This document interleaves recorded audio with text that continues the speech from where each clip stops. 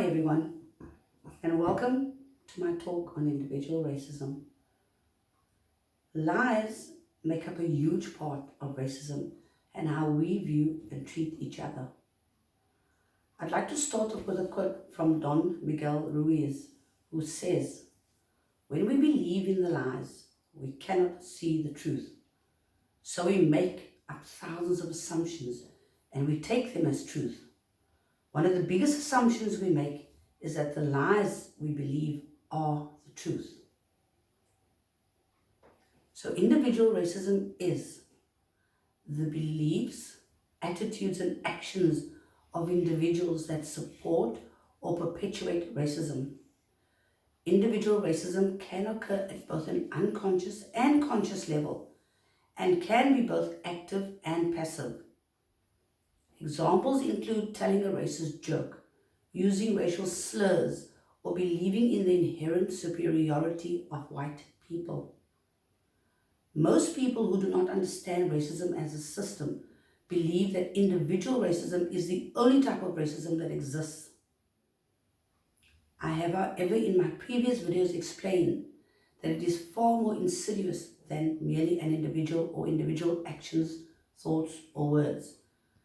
It's a hatefulness, a misconception, a prejudice based on white supremacy, and the belief that belonging to a race makes you superior, and that belief is held up by invisible strings from the system.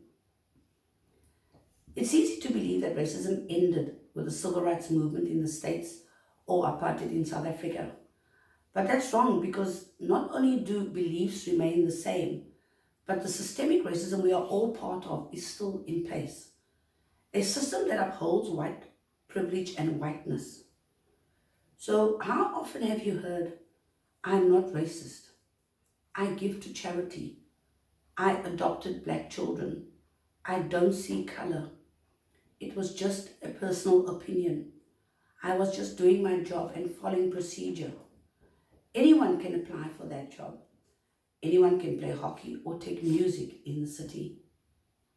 And the worst one of all, that black and brown people should get over it and move on to a type of post-racialism currently swooping America. But I ask you this, how can we move on to post-racialism when we haven't dealt with racism? We can't have tomorrow before today. It's easier to believe racism is a problem of the past if you think of racism strictly in interpersonal terms, truncating the definition of racism. Hurling the N or the K word at someone is, for most people, an identifiable form of racism. But racism is not simply one person harboring personal animus towards another because of his or her race or ethnicity. Being nice to a person of color doesn't magically make racism disappear. Remember, racism occurs between individuals on an interpersonal level and is embedded in organizations and institutions through their policies, their procedures, and their practices. In general, it may seem easier to recognize individual or interpersonal acts of racism. A slur made, a person ignored in a social or work setting, an act of violence. However, individual racism is not created in a vacuum, but instead emerges from a society's foundational beliefs and ways of seeing or doing things. And it's manifested in organizations, institutions, and systems, including our education system. Individual racism is connected to or learned from broader socio-economic histories and processes, and is supported and reinforced by systemic racism. Because we live in such a culture of individualism and with the privilege of freedom of speech, some people argue that their statement or ideas are not racist because they are just personal opinions. Here, it's important to point out how individualism functions to erase hierarchies of power and to connect unrecognized personal ideologies to larger racial or systemic ones. That is, individualism can be used as a defensive reaction. This is why it's crucial to understand systemic racism and how it operates. Most of the conversation about racism are replicating another lie of racism. believing that it is only individual expressions of racism that must be addressed for the sin of racism to be eradicated.